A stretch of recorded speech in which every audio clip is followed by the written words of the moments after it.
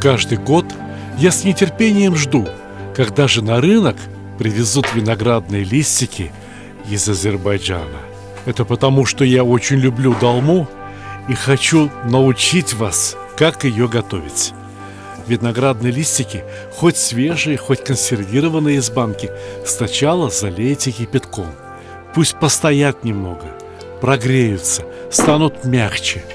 Помимо виноградных листиков понадобится дважды перекрученный, в первый раз через крупную решетку, а второй раз через мелкую решетку, мясной фарш.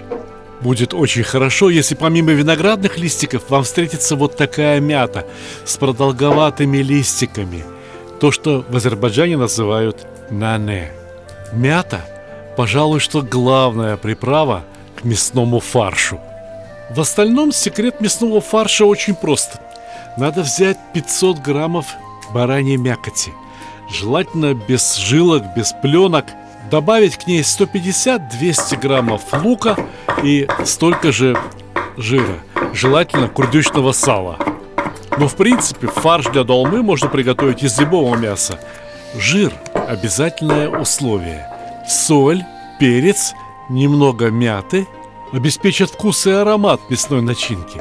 А за ее сочность отвечает само мясо, лук и жир. Но важно сохранить сок на месте, внутри долмы. Для этого в начинку добавляют рис. Рис добавляют вовсе не для того, чтобы сделать начинки побольше, а именно для сохранности сока. Таково свойство мяса. Его начинаешь нагревать, и оно выделяет сок. А рис этот сок подхватывает. Я отвариваю рис 2-3 минуты для того, чтобы он уже раскрылся, для того, чтобы он с первых секунд был готов ко встрече с мясным соком, чтобы он впитал в себя этот мясной сок, чтобы выделил из себя крахмал, и этот крахмал связал мясной сок внутри долмы. Говорят, что для долмы лучше всего подходят листики белого винограда. Некоторые предпочитают листики совсем мелкие, самые молодые, мол, где они самые тоненькие. Но это все равно, что в мантах и пельменях делать тесто совсем тонким. Нет, виноградный лист должен давать достаточно вкуса, и для этого лучше всего подходят листики среднего размера. Если попадутся какие-то слишком крупные либо рваные, ими можно выложить дно кастрюли, либо небольшого казана, в котором будет готовиться долма. На просторном чистом столе разложите листики глянцевой стороной вниз, а наверх на шершавую сторону, там, где прожилки проходят, раскладывайте примерно по чайной ложке фарша. Больше не надо. Долма не станет вкуснее от того, что вы положите слишком много фарша. Именно в разумном сочетании, в разумной пропорции между фаршем и виноградным листиком и состоит секрет вкуса долмы.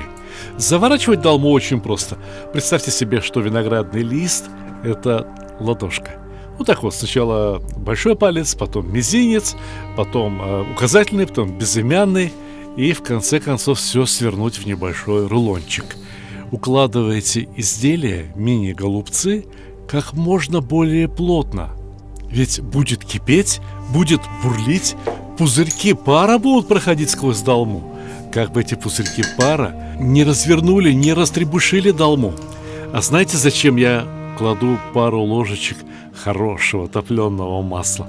Дело в том, что очень многие вкусы, очень многие ароматы являются не только водорастворимыми, но еще и жирорастворимыми. Вот аромат виноградного листика как раз жирорастворимый. Чтобы удержать аромат внутри казанчика, и необходимо топленое масло, а тарелка и груз на ней необходим для того, чтобы долма не разворачивалась. Теперь стаканчик чистой воды. Впрочем, можно было бы взять и стакан бульона. Хотите бараньего, хотите даже куриного, неважно.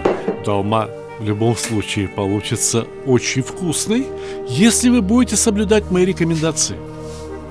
Готовить долму следует 1 час 15 минут. У тех, кто берет виноградные листики слишком тонкие и слишком мелкие, они за это время развариваются. Остается виноградный лист отдельно, Комочки фарша отдельно. Выключаем нагрев, ждем еще 15 минут, и происходит чудо. Весь сок, весь бульон впитывается в долму.